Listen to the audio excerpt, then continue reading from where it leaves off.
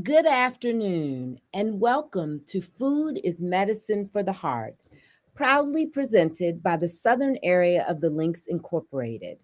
We are delighted to have you join us for this important conversation that sits at the intersection of nutrition, prevention, and heart health.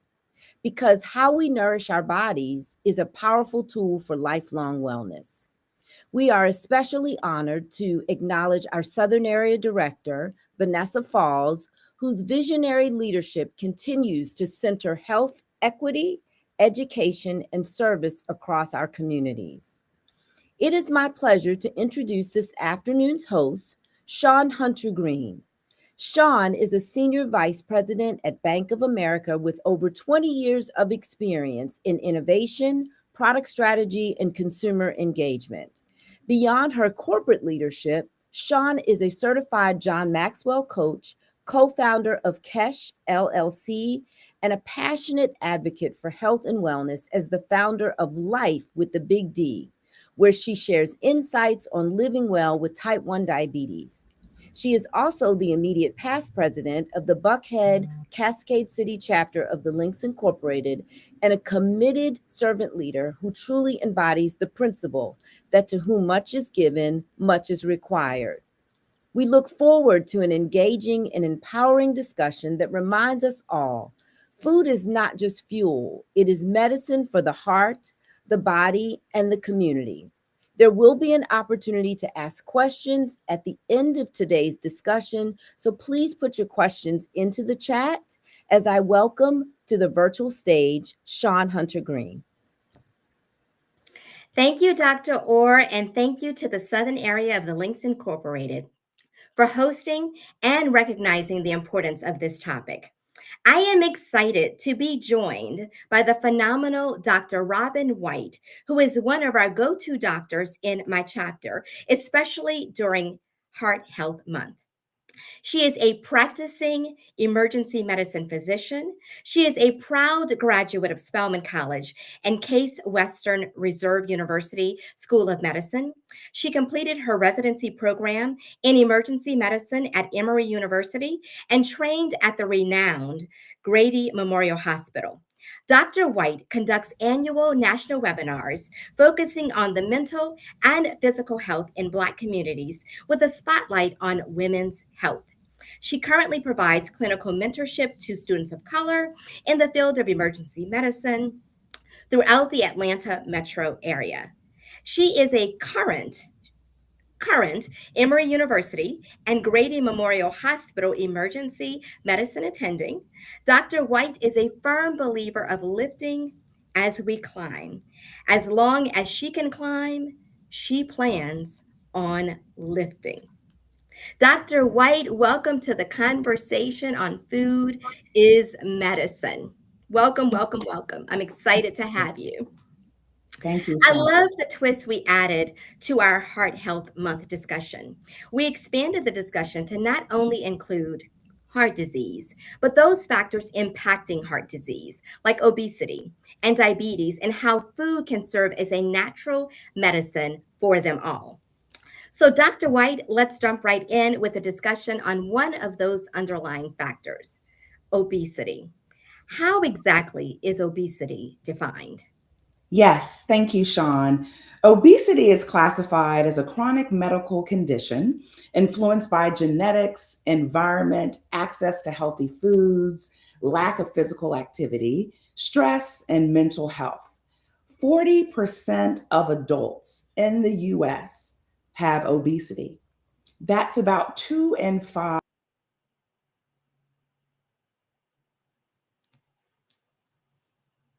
gene effects on overall health because the excess body fat alters metabolism, hormone regulation, inflammation, and the function of multiple organ systems.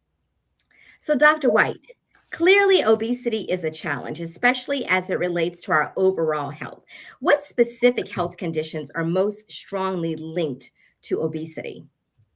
Two major health risks resulting from obesity are one, type 2 diabetes, and two, cardiovascular disease, which includes heart disease and stroke.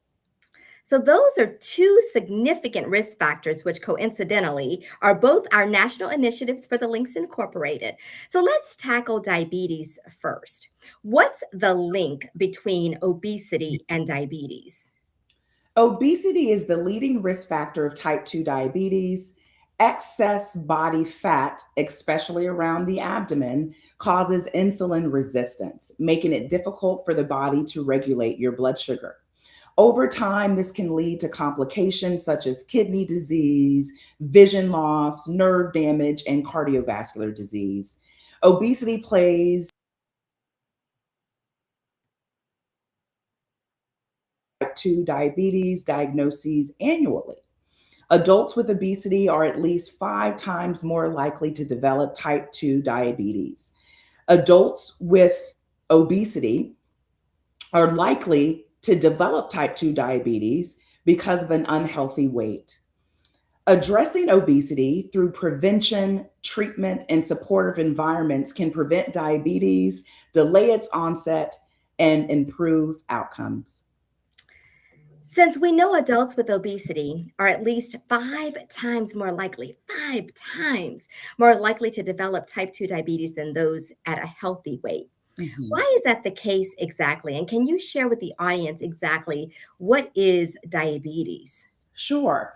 Diabetes is a chronic health condition in which the body has trouble controlling the insulin and controlling your glucose levels. Now, glucose is sugar.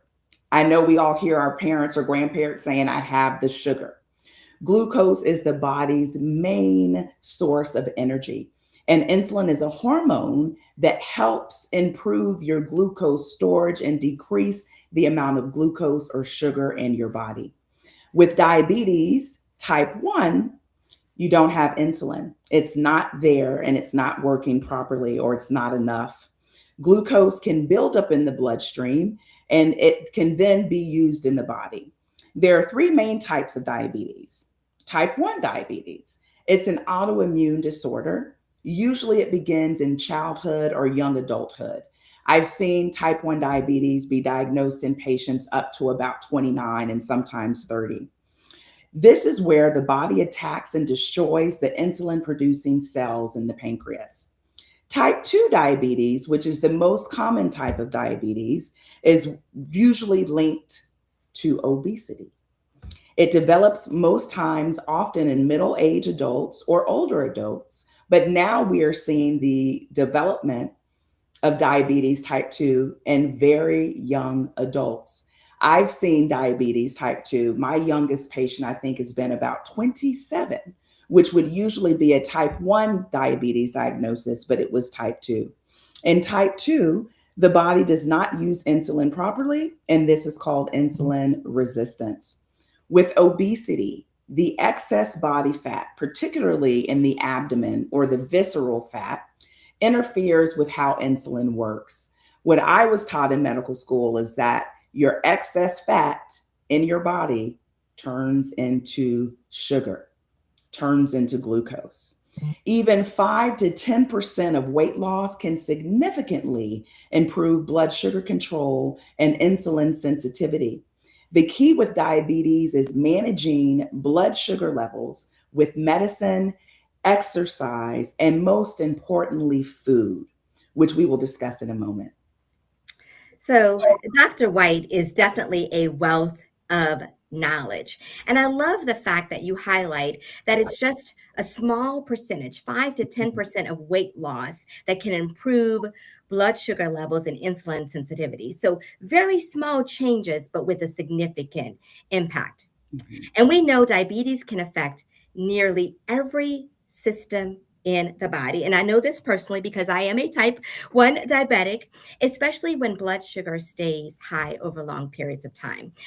But what is really startling are some of the statistics. Diabetes is the fastest growing chronic disease, with the rise closely linked to what Dr. White just mentioned: obesity, poor diet, and sedentary lifestyles.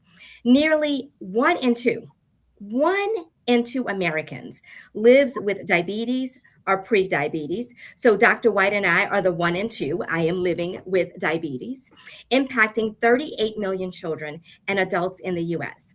Black and Hispanic people are over 50% more likely to have diabetes than their white counterparts. That's why our discussion today is so important. We will share resources at the end so that you can learn more about diabetes and the risk factors and the signs.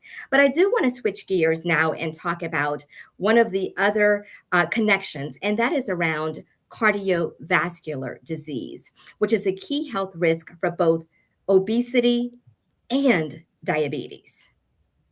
Yes, it is. Unfortunately, obesity increases blood pressure, raises unhealthy cholesterol level, and promotes inflammation, all of which damage the blood vessels.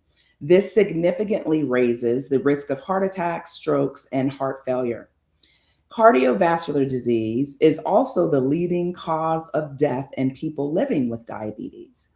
People with diabetes are twice as likely to have heart disease or a stroke than people without diabetes. The longer you have diabetes, the higher your risk of heart disease. The great news is that you can improve your heart health and reduce your risk and complications by changing certain lifestyle habits. Aim to maintain a healthy weight. Losing even a modest amount of weight can lower your triglycerides, which are your cholesterol. It can lower your blood sugar because you're losing fat. It's then not becoming sugar, and it can lower the sugar in your body. And this can all help maintain your body health. It will also decrease your risk of cardiovascular disease. Exercise. Being physical, being active makes your body more sensitive to insulin. It helps manage your diabetes and it lowers your risk of heart disease. Physical activity is important for maintaining a normal and healthy weight, and it's good for your overall health. Physical exercise, cardiovascular exercise, is exercising your heart. Your heart is a muscle. So when you get the heart rate up, you are exercising your heart. Experts recommend at least 150 minutes of moderate intensity exercise each week. That could be as easy as taking the steps at your place of employment instead of taking the elevator. Lastly, following a healthy diet is so important to increase your healthy living status and to decrease your risk of cardiovascular disease. So, Dr. White, I love that you mentioned these lifestyle habits, Mhm.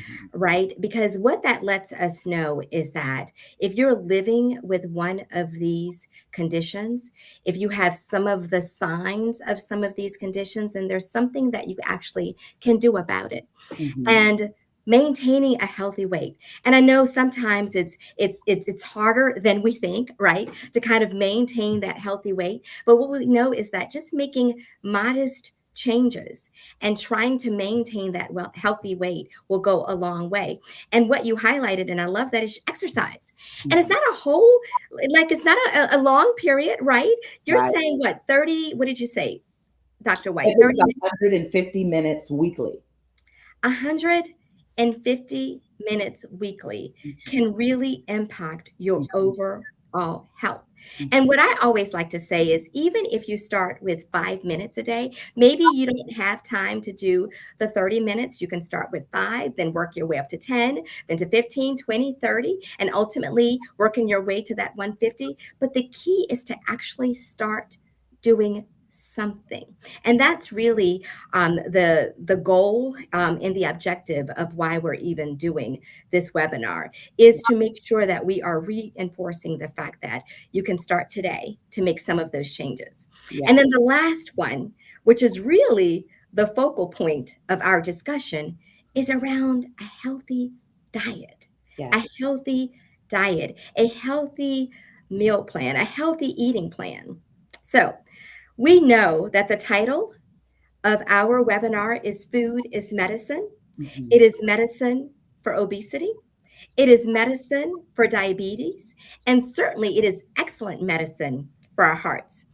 While we eat, While what we eat has a big impact on things like, and Dr. White already mentioned this, inflammation. It has an impact on our blood sugar levels and being a diabetic. It has an impact on our blood pressure. It has an impact on our gut health and on our immune system. So making thoughtful, that's the key word, thoughtful food choices can help us feel better, manage those chronic health conditions that we mentioned, and Mhm. certainly improve our overall health.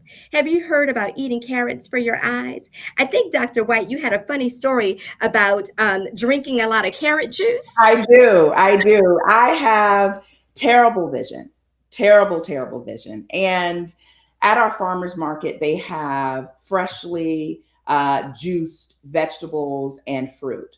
And so I started with the carrot juice, and it is phenomenal. And I got addicted to it.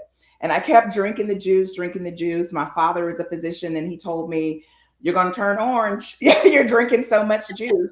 So as I was drinking the juice, my vision started to become blurry. Now I wear contacts, I have glasses, I have horrible vision. And so I had just gotten a new prescription about 3 months prior. So I didn't know what was going on. I was concerned. So I made an appointment with my optometrist. I went in to see my optometrist and she was floored. This was last year. She said, "Your vision has improved." She had to take my prescription down multiple notches from a negative 180 to a negative 165. And those who have bad vision understand what that is with their contacts. And this was plainly all from drinking carrot juice daily, multiple times a day. And I discuss with Sean often that lots and most of our pharmaceuticals are manufactured after plants. They're manufactured after fruit. They're manufactured after the natural things that are in the environment. So, healthy living, healthy eating, eating your fresh vegetables and fruits, it's dynamic what it can do to your body and how it can improve your health. Awesome, awesome. So when my grandmother was telling me as a young child to eat my carrots because it will make my eyes better, she knew what she was talking about. Yes, So she thank did. you for sharing that story. And we've all heard about walnuts and almonds for our brains and ginger for our stomach. So there is significant evidence that food is and has always been the best medicine for our health. So now we're going to share how to build a healthy emerald plate by, again, making those thoughtful food selections. So we're providing our bodies with the most effective food as medicine. So Dr. White, and I know what you're going to probably say first. If we are building a healthy emerald plate, what should go on the plate first? Yes. Well, the first thing that should go on our emerald plate, non starchy vegetables and fruits. Green veggies are always a great choice. Non starchy vegetables should be the foundation for your healthy plate. Fill almost half of the plate with vegetables and fruit. Some of my favorite vegetables are spinach, asparagus, Brussels sprouts, broccoli, carrots, cucumbers. There's a whole list to choose from, but try to have most of your plate be filled with vegetables and fruit. So, Dr. White, we talked about non-starchy vegetables versus regular vegetables. What is the impact on the body of a non-starchy versus so we're saying that half of your plate needs to be a non-starchy vegetable or fruit. Why is that, and what's the impact of the body on a non-starchy versus a starchy? Yes. So, starch, as you know, is a carbohydrate, which is basically sugar. So, even though it's a vegetable, it can still provide carbs into your diet. And when you're trying to decrease the amount of carbs, having starchy vegetables can actually increase that. And green leafy vegetables, consider them the enemy of cholesterol, the enemy of lipids, of fat. So the more vegetables that you eat, it helps to decrease the amount of fat in your body, Lots of them bind to the fat and take it out of your body. So it's very important to have lots of leafy greens in your diet. So, anybody that is getting ready to go to lunch, um, you want to make sure that you are taking this advice and you are filling most of your plate with vegetables. And if you think about a plate is 9 inches. So, most of your plate, half of that plate, should be filled with these green leafy vegetables, these non starchy vegetables, and fruits, as Dr. White mentioned. So, Dr. White, what is the next thing that will go on a healthy plate? What we also like to tell our patients is that we do want you to have meat, but we want it to be very lean proteins like fish, poultry, also beans and nuts are all proteins. We forget that when we think about proteins, but beans, nuts, legumes are all proteins. Now, what's important as well is how to prepare the protein. We don't have to fry the pork chop. We don't have to smother the chicken, grilled chicken, baked chicken. I know we all love our barbecues, and it's a lot healthier to have a piece of barbecued chicken with no sauce than to have a piece of chicken that's fried. So when we say lean proteins, you also have to be cognizant of how you prepare it. Even though chicken and poultry are both lean, we don't want you to fry it. We would like for you to bake it, grill it. That's the most healthy way. Awesome, awesome.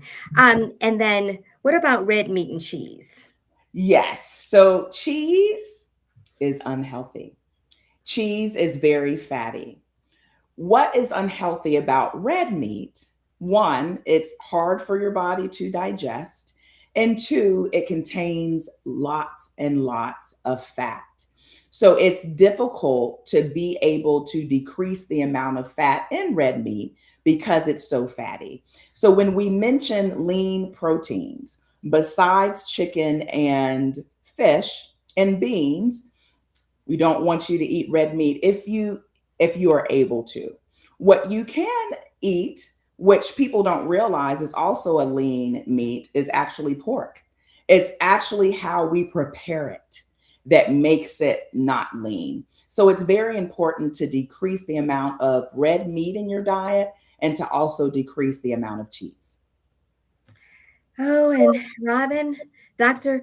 White, I live in a household with someone who loves bacon and loves cold cuts and processed meats. Are those good for us? They are not. All processed meats are not good for us. I read a study about 10 years ago that said eating one hot dog can decrease about 3 months off of your lifespan. Now, I don't think it was double blinded, okay, and with our research folks, but processed meat is not good. Hot dogs, sausage, bacon, cold cuts, even when you're pregnant. I'm sure your doctor told you to stay away from processed meats, specifically cold cuts. It's not good for our body because it's processed, it's not a natural meat. So our system does not know how to digest it. So, say you have a piece of steak that has a ribbon of fat. When you have processed meats, you could have thousands of ribbons of fat that's been grinded in that meat. So, instead of you having a small amount of fat, you can have up to 70 to 80% of fat, which you would have not received if you had eaten the meat that was natural. So it's very important to stay away from processed meats and to limit it in your diet. Thank you, Dr. White, and thank you for that visual. So, if you were planning to eat any bacon, planning to eat any cold cuts, some processed meats, you are helping us to really think twice. So, thank you for that information. So now we have our fruits and vegetables. We understand our lean quality proteins. Dr. White, what about the last quarter of the plate? Yes, so the last quarter of the plate, which we want it to be your smallest amount on your plate, are quality carbohydrates, or you might have heard the term complex carbohydrates, quinoa, grains, wheat, bread. What's better than wheat is multigrain. Again, like vegetables, grains will actually bind to fat and take it out of your system. Now you can bring in that starchy vegetable. It's still a vegetable. It gives you some carbs, and it's also a complex carb. But what's very important, if you have to choose between a Russell potato and a sweet potato, choose the sweet potato. It gives you more nutrients and it's more complex, and it also helps to decrease the amount of unhealthy fat in your body.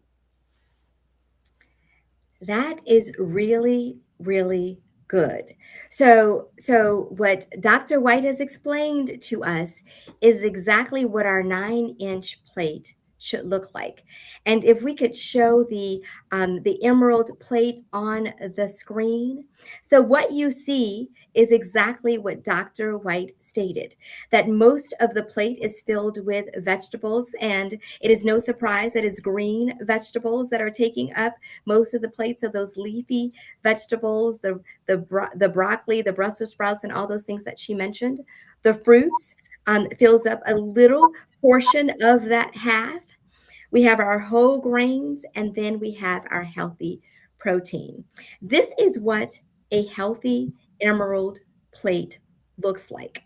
And a healthy plate, what we want to highlight, does not have to be a boring plate, right, Dr. White? It doesn't have to be a boring plate. There are so many options in Mhm. all of these categories that Dr. White mentioned. And certainly you can go online and you could research healthy proteins, how to prepare them, and all of those different things. Between ChatGPT and Dr. Google, we can find out lots of different information to really help us.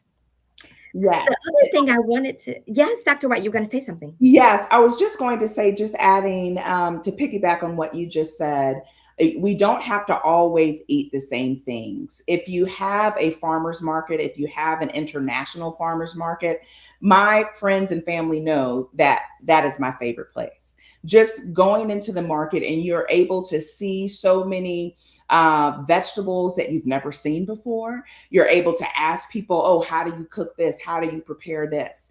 And something that's very important, the more color, the more colorful, the more green that the vegetable or fruit is, usually will have more antioxidants than a fruit that is not as colorful. So branch out from your Publix, from your Kroger, from your Food Mart, and go to a farmer's market. You'll be able to have a variety of different fruits and vegetables that you would be able to eat to keep you healthy.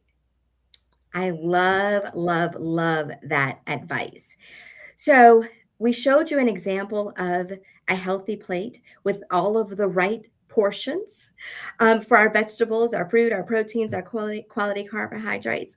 And Dr. White, you kind of mentioned this a little bit, but what about for those people that still like a little smothered and covered? You know, we come from the South, we're used to our gravies, we're used to ladling something on our food. What do we do to make sure that it still tastes good, Dr. Yes, yes. Now I have to admit, when I was a little younger, my Waffle House order would be hash browns, smothered, covered, and diced, but I had to let that go. So we all, once we know better, we have to start doing better. And so try not to smother your food with flour, fat, gravy. There's so many other options that you can use. I love to make my own dressings, and olive oil is a magnificent oil. It's great for your health. It is not an oil that is bad for you.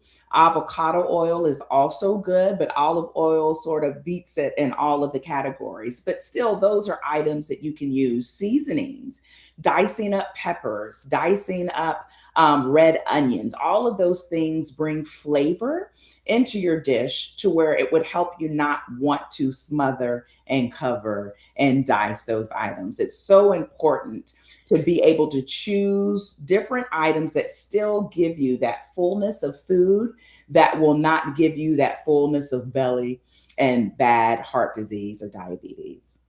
It's changing your mindset of how you prepare the food will do wonders for your health.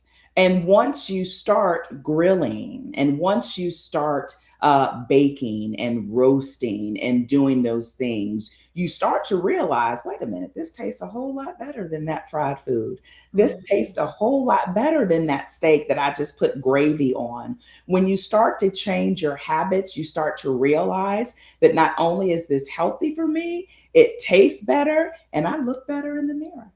I can get off that diabetes medication. I can get off that cholesterol medication. It is amazing what losing 10 to 20 pounds will do for your health and what it will do for your beauty and your youth. Mhm. And I love one of the things that we talked about was eating to live versus living to eat and Yes, changing that mindset. So we want to eat so that we live. We yes. want to be able to eat the right foods, having a healthy plate, having our emerald plate, as we have called it, so that we can live a long, healthy life, which really does start with a change in our mindset, Mhm. changing how we think about food, changing our relationship with food. You know, you and I have spoken about this. I'm a type 1 diabetic. I've had to focus on food to live since I was 14 Mhm. years old. And so, you know, for me, it has been something that is part of my life and has been part of my life. And so that's part of why we wanted to do this webinar so that we can encourage others to just think about things a little bit differently, to make those small changes so that you can live a longer, healthier life. So, Mhm. Dr. White, Yes. for someone who is obese, who has diabetes or heart disease, what's the one thing that they can do today, right now, after this webinar? Yes, you can start with very small steps, small changes that become very big when facing a chronic condition. Small steps in eating better, preparing your foods better, meal prepping. When you actually start the day saying, I'm going to eat this for breakfast, I'm going to eat this for lunch, I'm going to eat this for dinner, this then negates that, oh, well, let me just grab this bag of chips, let me just grab this Snickers to get me through. If you really try to prep your meals for the week and for the day, it's amazing how your lifestyle will change in an instant.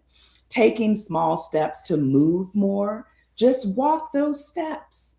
Walk the steps. If there's an elevator, just choose the steps. And one of my patients that, well, sometimes we have frequent flyers in the emergency department. And one of a patient that I'd seen previously, I told them that their blood pressure was high, that their sugar was a little high. And I said to them, just lose 10 or 20 pounds, and all of this may go away. I unfortunately had to see them in the ER again. And guess what? They'd lost those 20 pounds. They no longer had high blood pressure. Their sugar was no longer slightly elevated. Just like that, that can prevent you from a lifetime of health conditions, that can prevent you for a lifetime of high medical bills just by taking those small steps. It makes your body feel better. It makes your heart feel better because your heart is a machine that's pumping to keep you alive. So if you are 50 pounds overweight, guess what? Your heart is pumping 50 times harder just to perfuse your body, and your heart will get tired. So, all of these things can directly go back to healthy living and maintaining a healthy weight. You are worth it.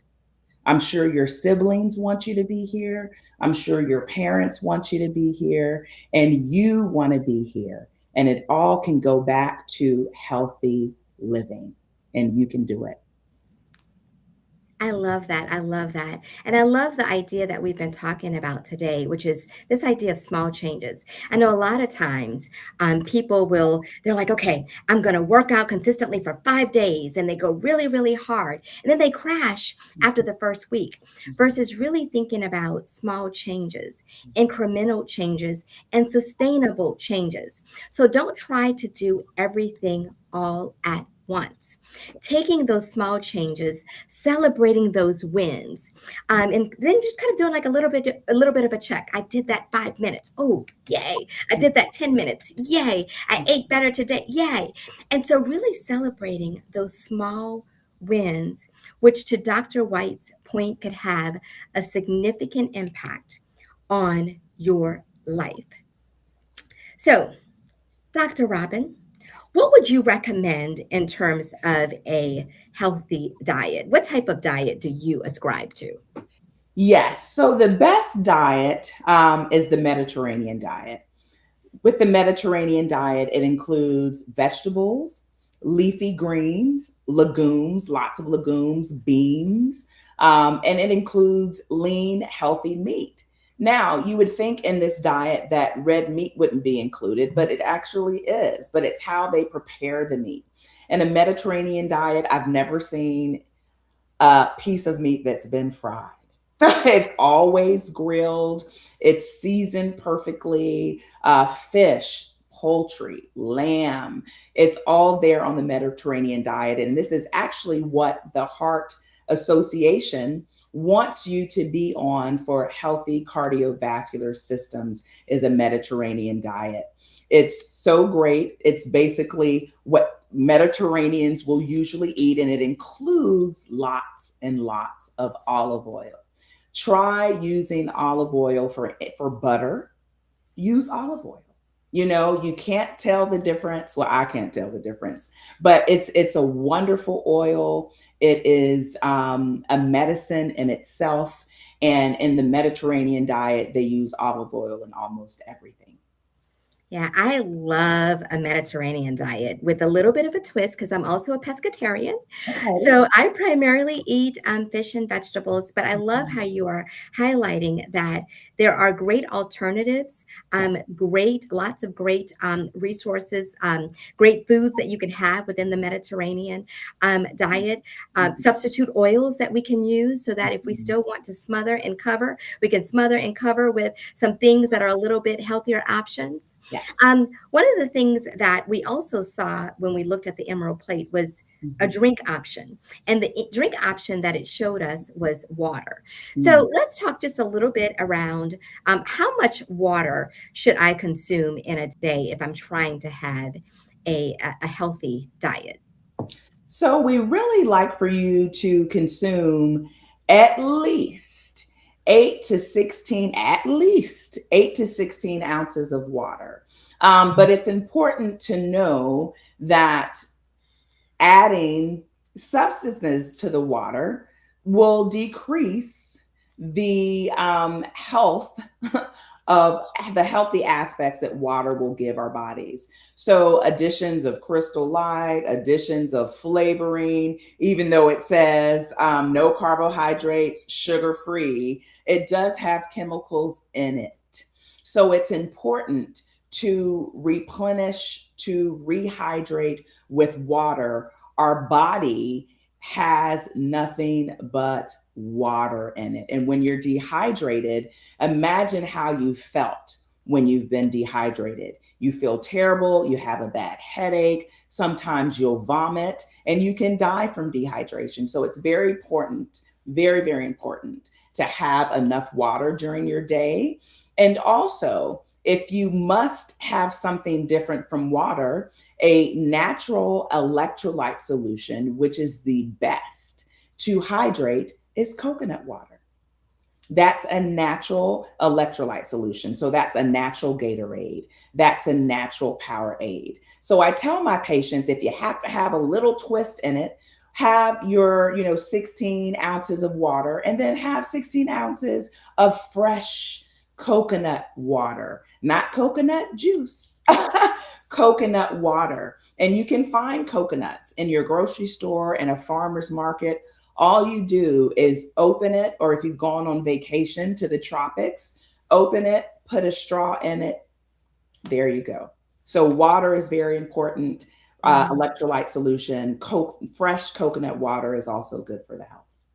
What about adding fruit to your water? Is that a good option? Yes, adding fruit to the water is a great option. It still gives you a little bit of taste and it's natural. What we would prefer you not to do is cook down a vegetable or fruit because you will lose the nutrients in that. What I make, which my mother loves, which I make often, is basil blackberry lemonade with honey. Honey is lots of times too sweet, but honey is good for the body. It's a natural antioxidant, it's a natural antiviral, it's a natural antibacterial, and it takes down your allergies. And allergies basically triggers your immune system, and your body starts to attack itself. But blackberries, anything dark, like I said, anything very Mhm. colorful, has Mhm. lots of antioxidants. Basil, our leafy green, you have your lemon there, mix it with fresh water, a couple of dabs of honey. It's amazing. And there's no sugar, and Mhm. everything you've put in that water is all natural and all healthy, and it will help your body to survive. That sounds amazing and sounds refreshing. I need to get that recipe. So, Dr. Robin, you have been absolutely amazing. Dr. White, Dr. Robin White, has been absolutely amazing and really enjoyed this conversation. I do want to make sure that we leave some time for questions. So, can someone let me know if there are some questions that we need to answer? We can continue to talk, but I do want to make sure that we open it up for questions if there are any. Hello, Hi, Dr. ladies. Hi, I do have a few questions that have come in through the chat. Okay. The first one was about the difference between air frying versus regular frying and whether or not that was a better option. Absolutely. That's absolutely a better option. That takes the oil out of it. So it's definitely a better option than frying with oil. And I will just add to it, it's also easy. So you can one of the things that we do here at my house is we pre-package some of the meat. So we'll get them, season them, and then you can just pop them into the air fryer when you're actually ready to eat it. So it also becomes a little bit of a meal prep option to use in conjunction with your air fryer. So that was a great question. The other question was about artificial sweeteners, stevia versus some of the other ones that are on the market. Don't use them. That's my advice. Don't use them. Artificial. So if you think of it as, so our pancreas is the organ in our body that supplies insulin, which is the compound that regulates our blood sugar in our body.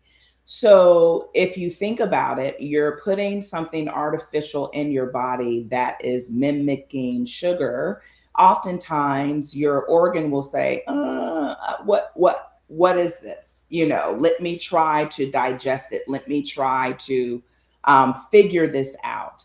And so I always tell patients that anything that's a substitute for something that's artificial is never good for your body. Like if someone offered you a natural apple and then they offered you an apple that they engineered that tastes like, and it doesn't even taste like an apple because every artificial sweetener is not good, but well, it doesn't taste like sugar, doesn't taste like a sweetener.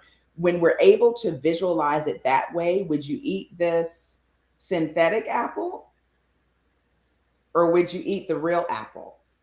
And, this has no science behind it. However, unfortunately, Patrick Swayze, for us who are old enough to know who he is, died of pancreatic cancer.